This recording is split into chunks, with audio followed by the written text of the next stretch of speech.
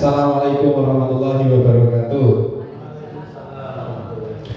Terima kasih yang terhormat Kepala SD Negeri Batimah 01, yang saya hormati Bapak Ibu Guru serta karyawan SD Negeri Batimah 01. Terima kasih telah hadir di acara diseminasi dan penerapan budaya positif. Atas nama saya Eko Dede Yuliana, calon guru penggerak angkatan 11 Kabupaten Cilacap. Salam dan bahagia. Saya minta tepuk semangat dulu satu kali ya. Tepuk semangat. Semangat. Nah, sebelum memulai kegiatan sharing hari ini, marilah kita bermain sambung kata terlebih dahulu seperti biasa. Dari pojok sini dulu.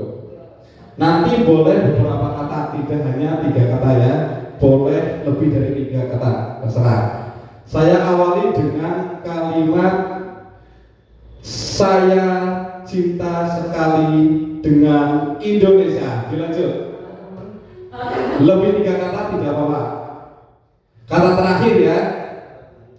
Indonesia tanah air beta. Beta. Kata terakhir beta. Beta berasal dari Sumatera. Kata terakhir Sumatera. Sumatera nama provinsi. Provinsi adalah salah satu ilmu dalam IPS. IPS pelajaran yang sangat tidak suka saya suka sama kamu. Kamu suka sama saya, betulkah? Kamu lagi. Terima kasih tepuk tangan untuk kita semua. Luar biasa Pak Ojan ini. Lanjut. Nah, perhatikan gambar di layar ini. Perhatikan, tebak gambar. Silakan membuat kalimat dengan gambar tersebut. Ayo, yang tahu apa? Nah, yang pertama ada gambar apa? Nah, yang kedua, sambung gambar menjadi kalimat. Apa? Ada yang lain? Iya, kita coba. Yang betul apa? Iya, teh manis. Betul, tepuk tangan. Terus yang kedua. Nah, perhatikan. Apa? Kursi goyang. Apa Mas? Kursi goyang. Coba. Iya, tepuk tangan. Luar biasa Pak Ojan ini. Ini adalah rata-rata ini. Langsung saja ke konsep inti budaya positif. Yang pertama, budaya paradigma belajar, disiplin positif, nilai-nilai kebajikan, kebutuhan dasar manusia, motivasi perilaku, posisi kontrol, keyakinan kelas, segitiga, restitusi. Ya, pembelajaran dengan paradigma baru. Pembelajaran dengan paradigma baru merupakan pembelajaran yang dirancang berdasarkan prinsip pembelajaran berdiferensiasi, sehingga peserta didik belajar sesuai dengan kebutuhannya berdasarkan tahap perkembangan sesuai teori psikologi modern untuk mewujudkan profil pelajar Pancasila. Nah, pelajar Pancasila, profil pelajar Pancasila itu ada berapa? Ada 6. Yang pertama? Pertama. Yang kedua? Apa? Berkebinekaan global. Yang ketiga? Bergotong royong. Selanjutnya? Kreatif, bernalar kritis, dan yang terakhir ada mandiri. Perubahan paradigma, kegiatan kepala tangan. Nah, saya beri contoh. Ada A dan B, atau Anda dan teman Anda. Sobat kelas cari secari kertas kecil ya, tuliskan benda atau suatu yang sangat berharga untuk Bapak Ibu. Nah, letakkan salah satu tangan Anda dan genggam benda atau sesuatu tersebut dengan segala daya. Ya, sebutkan benda, tuliskan di secari kertas, lalu sebutkan benda yang paling berharga.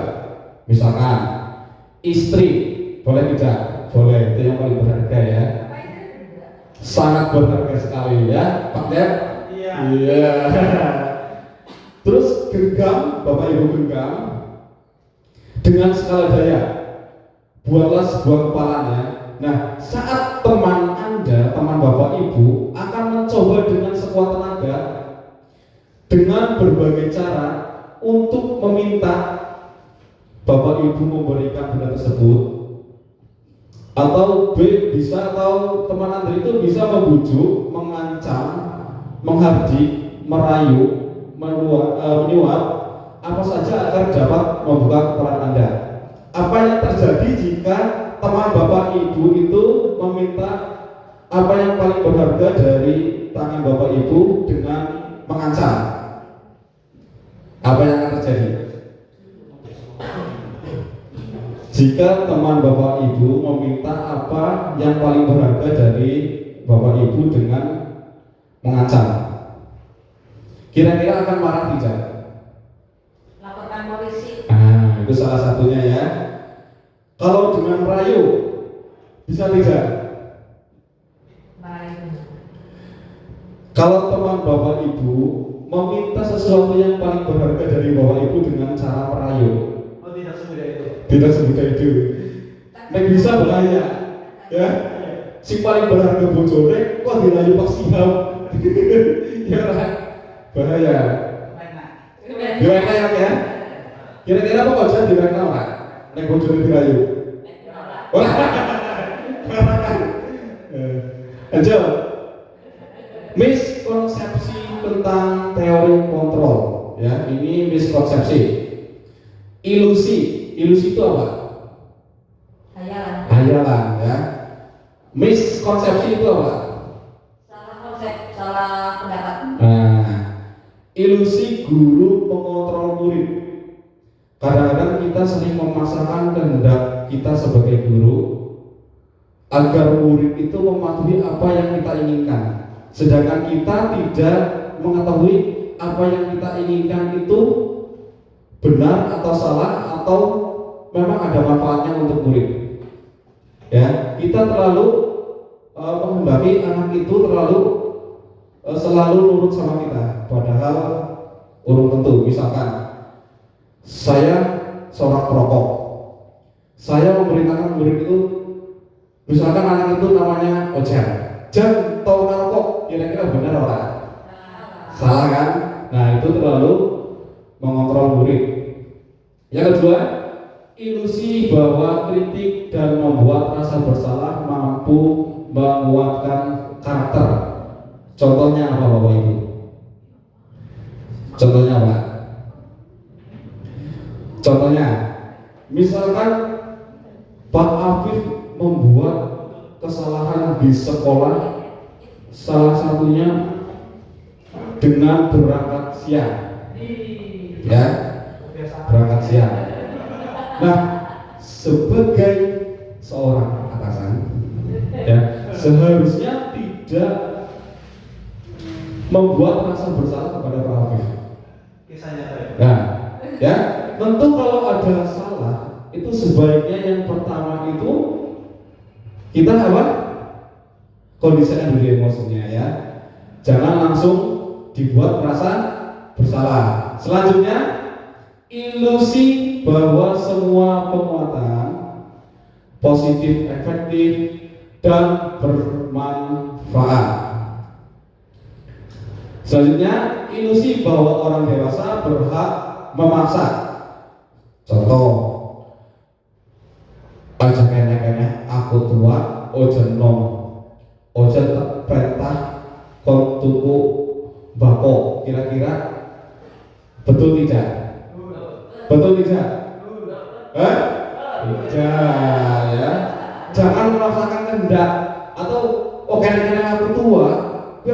bisa perintah sama baik, itu tidak. Selanjutnya, mengubah paradigma stimulus respon ke pendekatan teori kontrol. Stimulus respon, kita mencoba mengubah orang agar berpandangan sama dengan kita. Teori kontrol atau pilihan, kita berusaha memahami pandangan orang lain tentang dunia. Yang kedua, perilaku buruk dilihat sebagai suatu kesalahan. Teori kontrolnya, semua perilaku memiliki tujuan. Contohnya, sekalipun itu perilaku buruk, contoh, si A mencuri makanan, pasti si A itu memiliki tujuan. Kenapa bisa mencuri makanan? Nah, tujuannya apa? Tujuan. Nah, itu salah satunya. Mungkin karena kelaparan, ya, supaya kenyang. Itu kan tujuan. Ya. Terus yang ketiga, semua orang lain bisa mengontrol saya. Teori kontrolnya, hanya Anda yang bisa mengontrol diri Anda. Ya. Stimulus responnya itu mungkin Bapak Ibu pikir orang lain itu bisa mengontrol Anda, tapi kenyataannya teori kontrolnya hanya diri Bapak Ibu lah yang bisa mengontrol diri Bapak Ibu. Bapak Ibu pengen pipis, ya Bapak Ibu bisa mengontrol. Gak mungkin saya yang mengontrol, ya tidak. Ya, selanjutnya, pemaksaan ada pada saat bujukan gagal. Teori kontrolnya, kolaborasi dan konsensus menciptakan pilihan baru. Yang terakhir, model berpikir menang atau kalah. Teori kontrolnya, model berpikir menang-menang. Ya, teori kontrol itu kadang-kadang kita berpikir saat bertanding kita inginnya itu menang, tidak ada pilihan kalah. Ya tidak. Saat lomba, saat bermain bola, ya tidak konsep. Ada pilihan kalah tidak saat bertanding. Orang anak mesti pengennya menang. Tapi kita ngalah. Lanjut. Disiplin positif. Dalam budaya kita, makna kata disiplin telah berubah menjadi sesuatu yang dilakukan seseorang pada orang lain untuk mendapatkan kepatuhan. Kita cenderung menghubungkan kata disiplin dengan ketidaknyamanan. Contohnya, ini contoh kisah nyata. Kita dibuatkan jadwal, ya. Kita dibuatkan jadwal setiap hari untuk untuk bersalaman di depan gerbang, ya, atau melakukan kebiasaan 5S. Di situ ada kebiasaan-kebiasaan positif. Nah, di situ kan ada disiplin-disiplin positif. Tapi kenapa kita saat jadwal itu kita kadang tidak mematuhi jadwal itu? Karena mungkin ada ketidaknyamanan. Yang membuat tidak nyaman itu apa?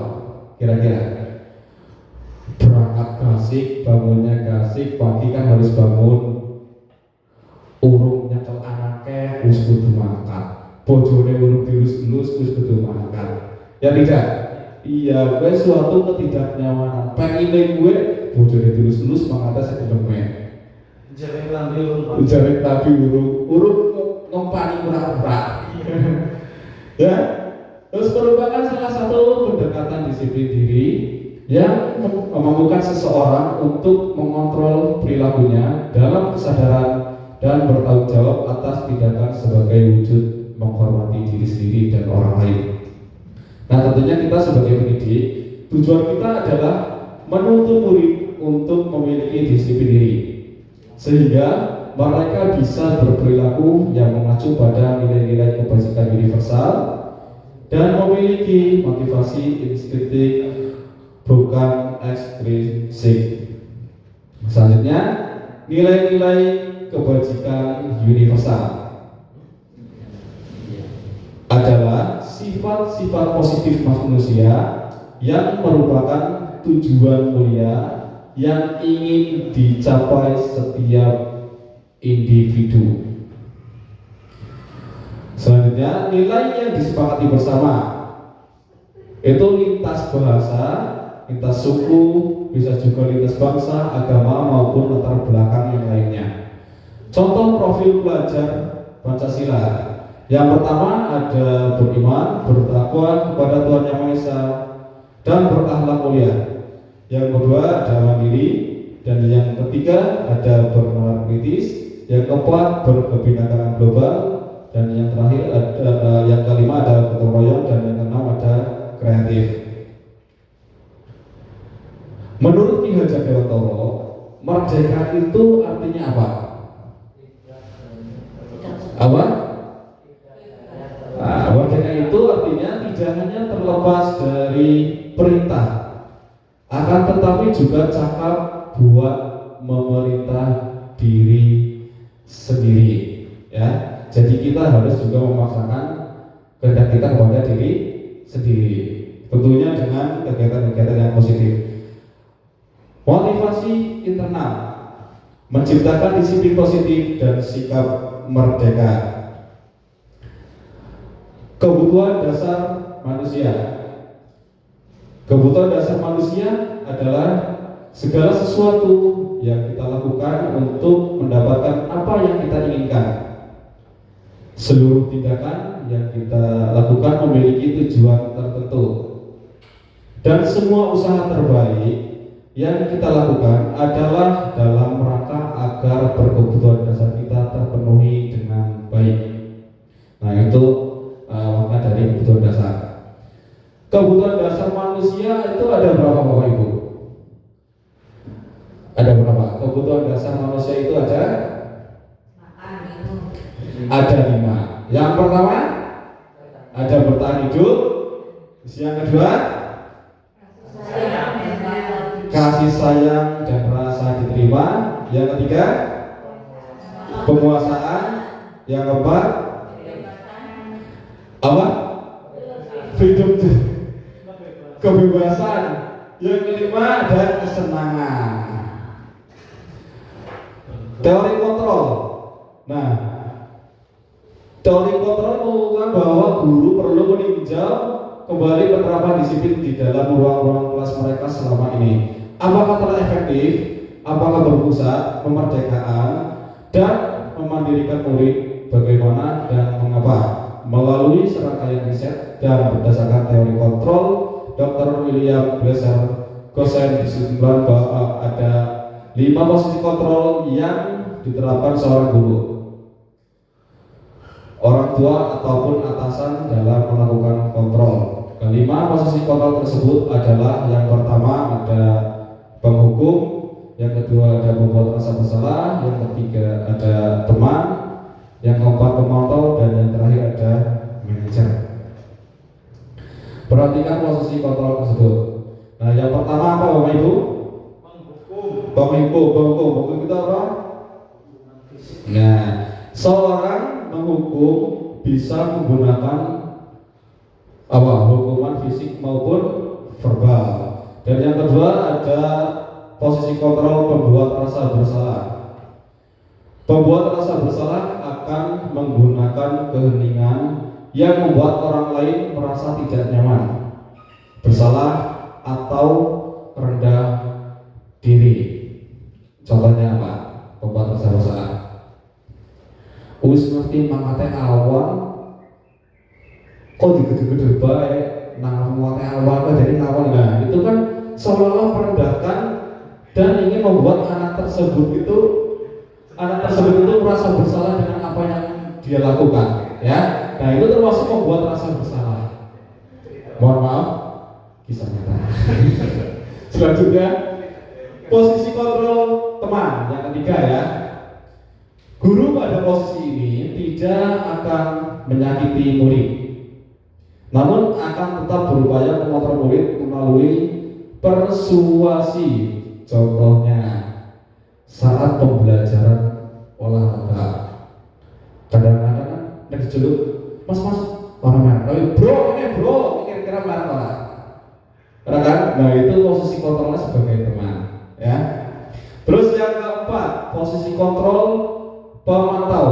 Posisi kontrol pemantau itu berdasarkan pada peraturan-peraturan dan konsekuensi.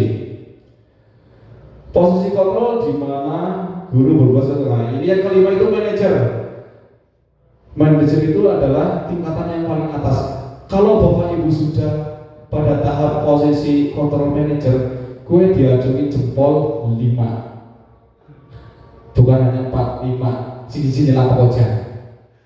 Ya, posisi kontrol manajer, posisi di mana guru berbuat sesuatu bersama dengan murid, mempersilahkan murid untuk menjawabkan perilakunya, mendukung murid agar dapat menemukan solusi atas permasalahannya sendiri. Nah, yang pertama, contoh posisi kontrol penghukum dengan ada suara tinggi, bahasa tubuh. Nah, bahasa tubuhnya mata melotot. Apa ada kira-kira yang menghukum itu matanya yang ada ketik? Lari kamu, kenapa? Nggak jangan, tata melotot. Ulangnya aja melotot baik, pengganti hukum. Dan jadinya menunjuk-nunjuk atau mengadik. Dengan kata misalkan terlambat lagi, pasti terlambat lagi. Selalu datang terlambat. Kapan bisa datang tepat waktu? Tanyakan kepada diri kita, bagaimana perasaan murid bila guru berbicara seperti itu pada saat muridnya datang terlambat? Kira-kira lebih baik, pokoknya. Larang kira bisa sedih.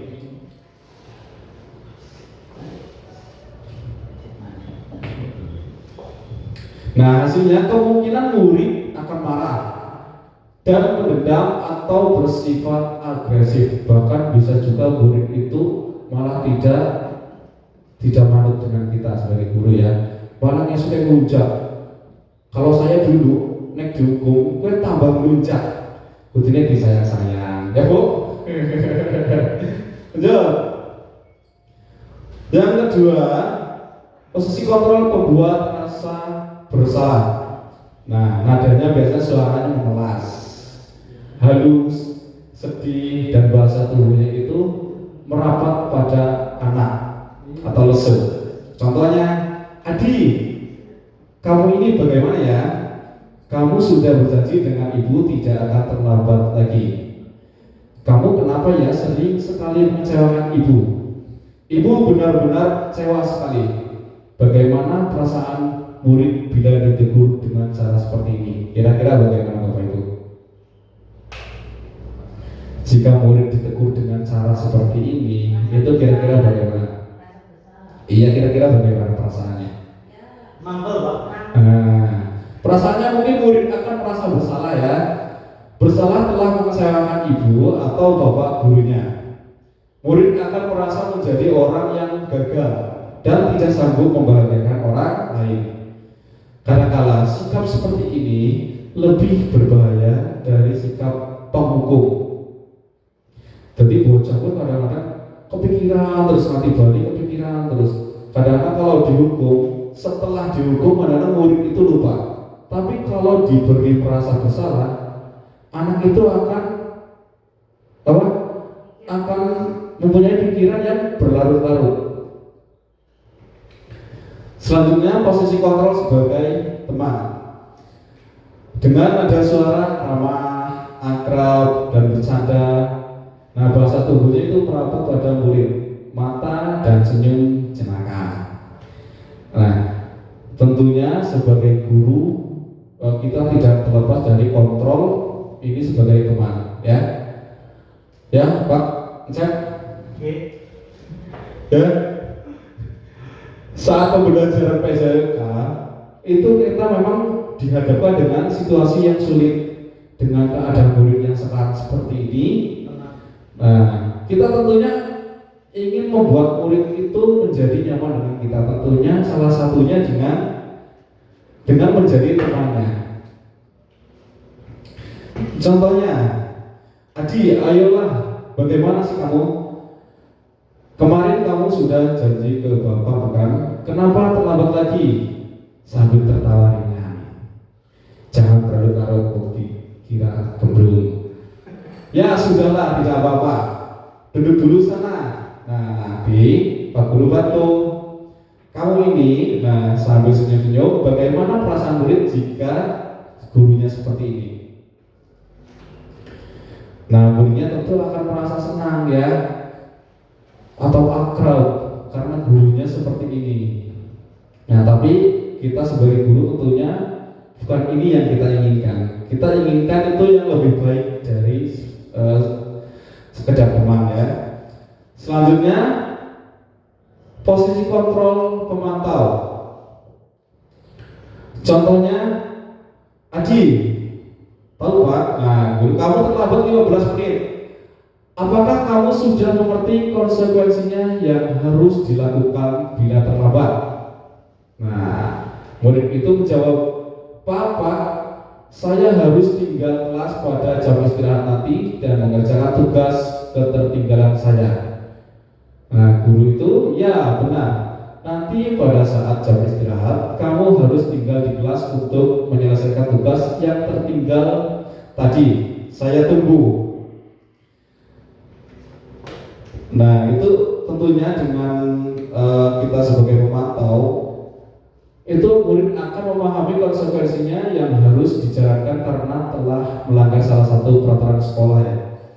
Murid tetap dibuat tidak nyaman, yaitu dengan harus tinggal kelas pada waktu jam istirahat dan mengerjakan tugasnya. Nah, yang terakhir, nah ini paling tinggi ini jabatannya kayak paling dhuwur. Manajer ya, duitnya paling akeh, jabatannya paling dhuwur. Ungkang-ungkang tok. Yang terakhir posisi kontrol manajer dengan nada suara tulus, bahasa tubuh tidak kaku, mendekat ke murid. Contohnya, Adi, apakah kamu mengetahui jam berapa sekolah dimulai? Nah, Adi menjawab, tidak tahu Pak, jam 7. Nah, guru itu menjawab, ya, jadi kamu terlambat. Kira-kira bagaimana kalau kamu akan memperbaiki masalah ini? Adi menjawab, saya bisa menanyakan teman saya Pak untuk mengejar tugas yang tertinggal. Nah, guru itu menjawab, baik, itu bisa dilakukan. Apakah besok akan ada masalah untuk kamu agar bisa tepat waktu ke sekolah? Adi menjawab, tidak Pak, saya bisa hadir tepat waktu. Baik, saya hargai usahamu untuk memperbaiki diri. Nah, ini adalah salah satu contoh posisi kontrol sebagai manajer. Selanjutnya ada keyakinan kelas. Nah, sekarang kita ice breaking dulu ya. Semuanya mohon berdiri.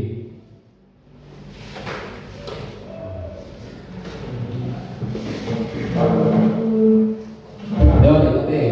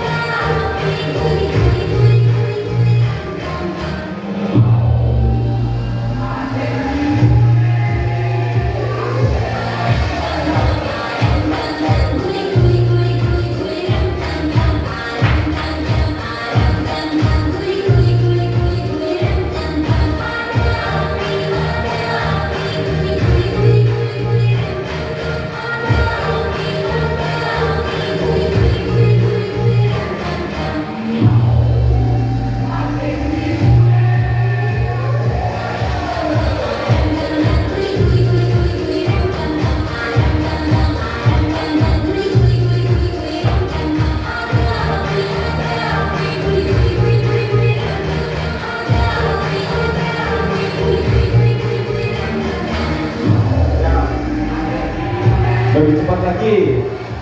Nah, Ayo.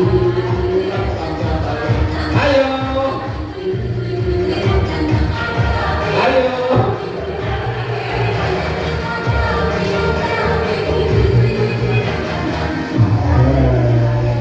Ya. Ayo.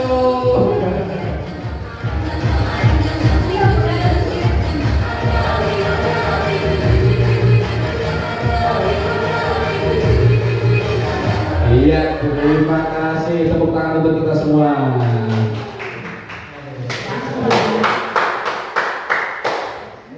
Terima kasih.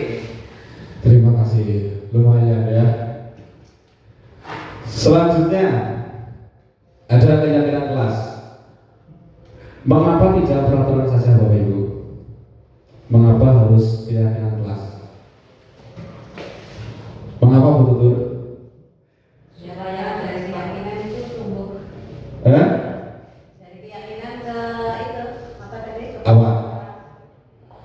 Nah, keyakinan itu didasari atas dasar keyakinan semua orang ya, antara wali kelas dan murid ya. Tapi kalau peraturan itu biasanya satu arah dari gurunya.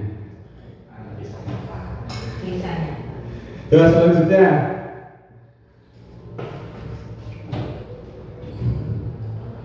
perhatikan pertanyaan berikut. Mengapa kita memiliki peraturan 3M, menggunakan masker, mencuci tangan, dan menjaga jarak pada saat pandemi COVID? Nah, ini keyakinan apa Bapak Ibu? Ada yang bisa jawab? Keyakinan apa? Ini untuk kesehatan. Yang kedua, mengapa kita memiliki peraturan harus menggunakan helm bila mengendarai kendaraan bermotor? Untuk keselamatan. Nah, itu kan keyakinan kita. Kenapa harus menggunakan helm? Ya, kita yakin karena helm itu melindungi kepala kita. Yang ketiga, mengapa kita memiliki peraturan harus datang tepat waktu pada saat mengikuti pelatihan? Disiplinan, tanggung jawab. Tanggung jawab. Apa? Apa coba? Disiplinan dan tanggung jawab. Iya, disiplin dan tanggung jawab. Lanjut. Manfaat keyakinan kelas. Yang pertama, bertanggung jawab mengerjakan tugas. Yang kedua, bersikap jujur. Yang ketiga, menjaga kebersihan bersama. Yang keempat, bersikap sopan dan menghormati guru. Yang kelima, membantu teman yang membutuhkan. Dan yang terakhir, hidup berukun dengan teman. Bagaimana membuat keyakinan kelas? Yang pertama, lebih abstrak dari peraturan. Ya, kalau peraturan kan itu wajib karena memang satu arah dari guru, misalkan guru kelas, ya. Nah, tapi kalau keyakinan kelas, nah itu disepakati bersama-sama antara guru dan murid. Yang kedua, berupa pernyataan universal. Nah, yang ketiga, dibuat dalam bentuk kalimat positif. Yang keempat, sedikit saja agar mudah diingat. Contoh keyakinan kelas saya suatu loka, setiap loka bahkan keyakinan kelas kita itu setiap loka yang pertama itu selalu bahagia. Itu kan kata-kata singkat tapi mudah diingat. Selalu bahagia. Yang kedua, hiburan. Itu ketika loka ya. Makanya setiap loka kita selalu berkaraoke. Itu untuk menghibur diri kita dari kejenuhan. Selanjutnya, sesuai dengan kondisi kelas dan sekolah agar mudah diterapkan. Dan yang terakhir, semua warga sekolah, kelas atau sekolah dilibatkan saat membuat. Nah, seperti tadi Bu Tutur bilang, semua warga sekolah. Jadi kira-kira guru mapel dilibatkan atau tidak seharusnya? Nah, seharusnya dilibatkan. Karena di sini ada semua warga sekolah. Kira-kira guru mapel itu warga sekolah tidak? Warga sekolah sama ya, mempunyai hak yang sama. Selanjutnya, tentukan keyakinan dari peraturan berikut. Selalu kembalikan buku ke tempatnya. Nah itu kira-kira apa? Kira-kiranya itu tanggung jawab ya. Yang kedua, dilarang mengganggu orang lain. Itu keyakinannya itu menghormati orang lain. Yang ketiga, hadir di sekolah 15 menit sebelum pembelajaran dimulai. Nah itu menghormati orang lain dan berkomitmen pada peraturan sekolah. Nah, selanjutnya dilarang melakukan kekerasan. Apa keyakinannya? Kira-kira melakukan kekerasan, dumpak ojan kira-kira sopan orang? Tidak sopan kan? Nah itu, nah berarti menghormati orang lain. Selanjutnya, segitiga restitusi.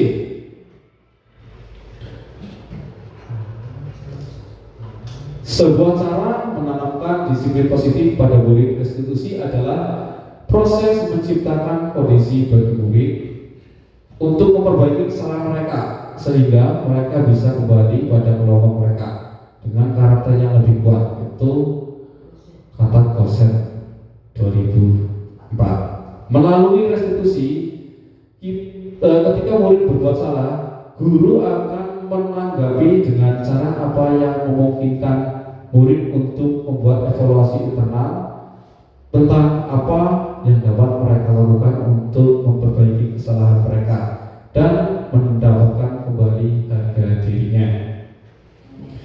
Nah inilah tampilan segitiga restitusi ya. Yang pertama ada menstabilkan identitas, dan yang kedua ada validasi tindakan yang salah, yang ketiga ada keyakinan ulang. Nah, selanjutnya menstabilkan identitas.